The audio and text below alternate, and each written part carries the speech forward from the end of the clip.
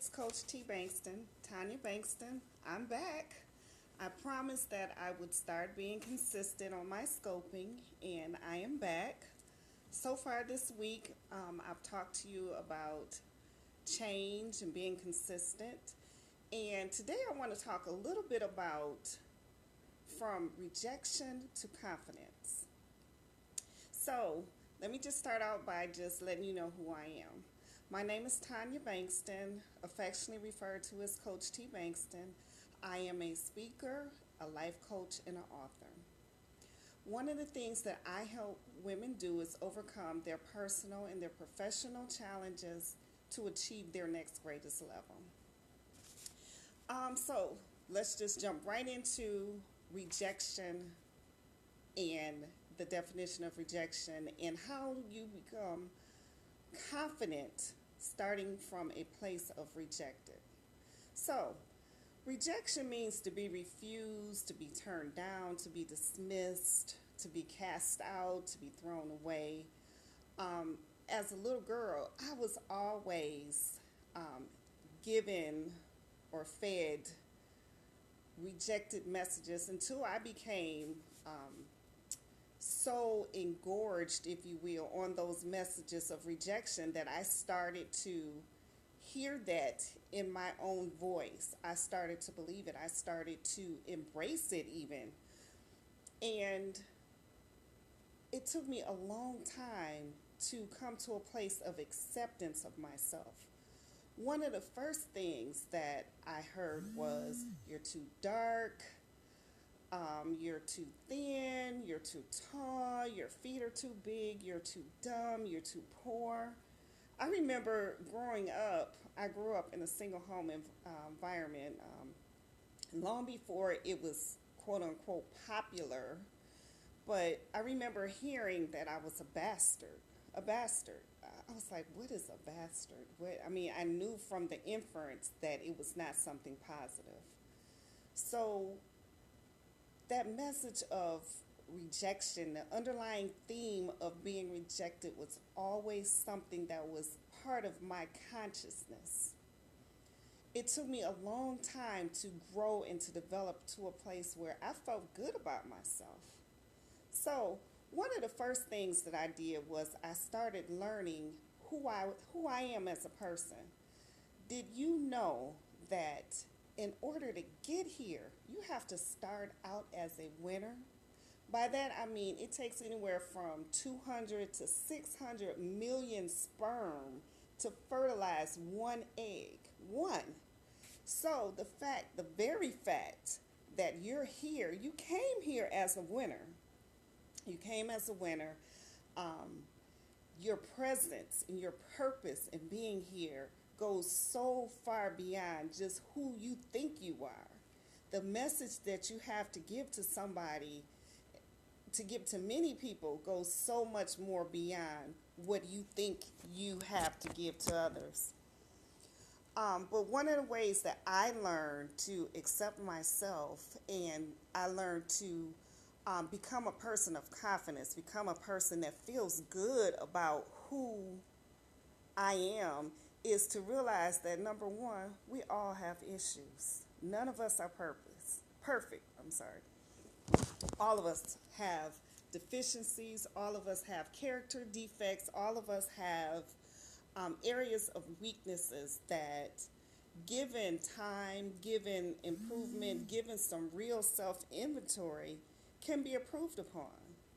So that right there puts me on an even platform, if you will, with everybody else. We're all the same in that. The second thing that I did to help to develop my self-worth was to understand the flip side of the coin also exists. Just like I had strengths or I had weaknesses, I had strengths.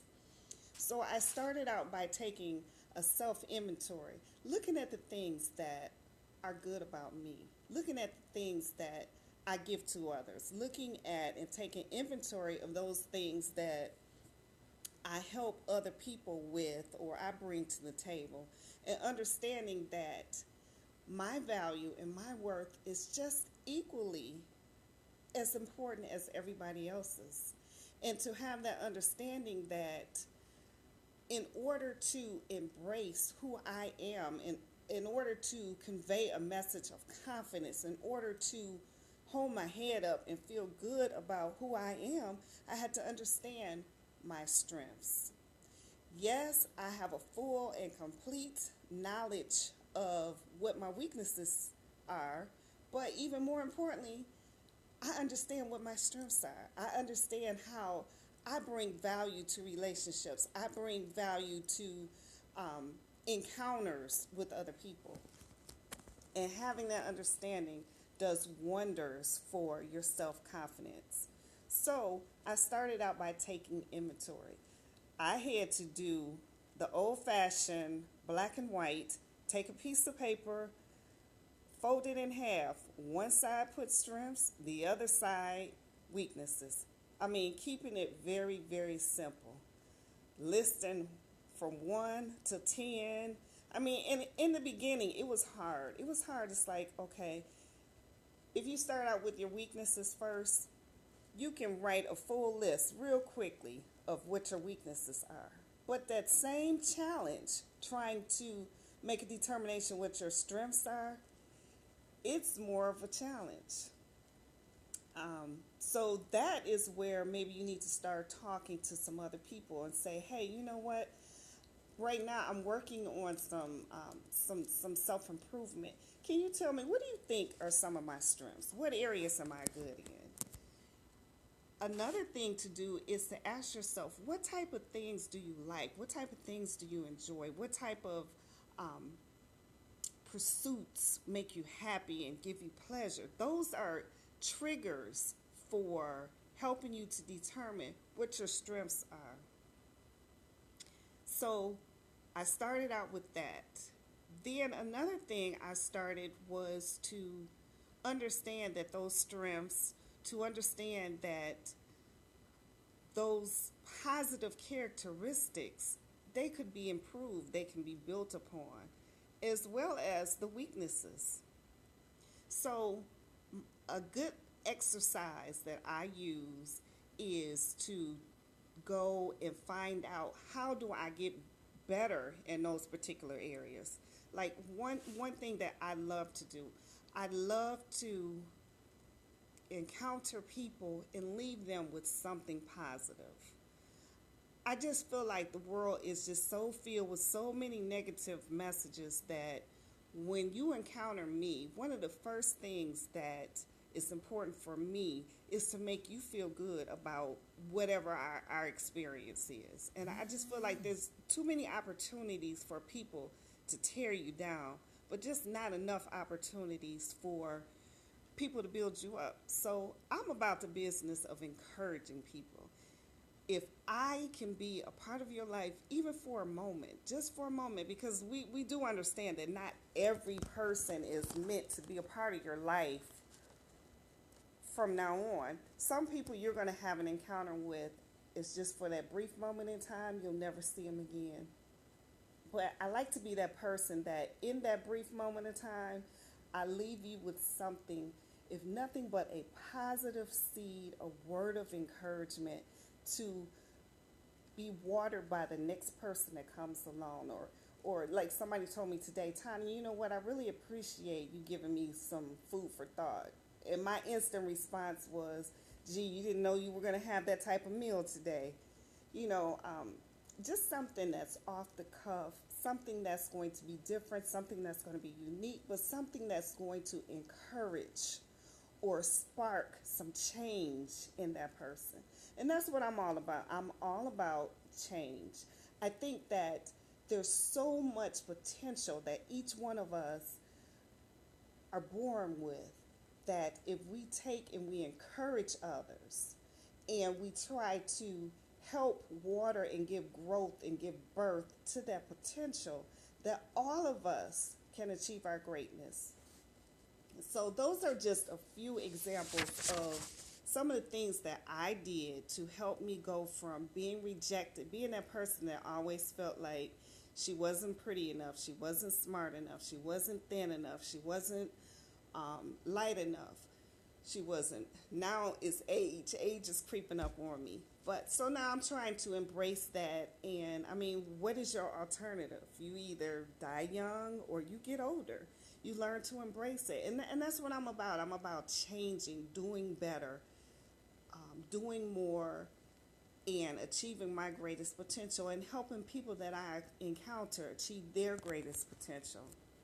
So, not to belabor the point, I just want to encourage you to be consistent, to embrace a suit, a wardrobe of confidence, to put on your confidence, to start feeling better about yourself.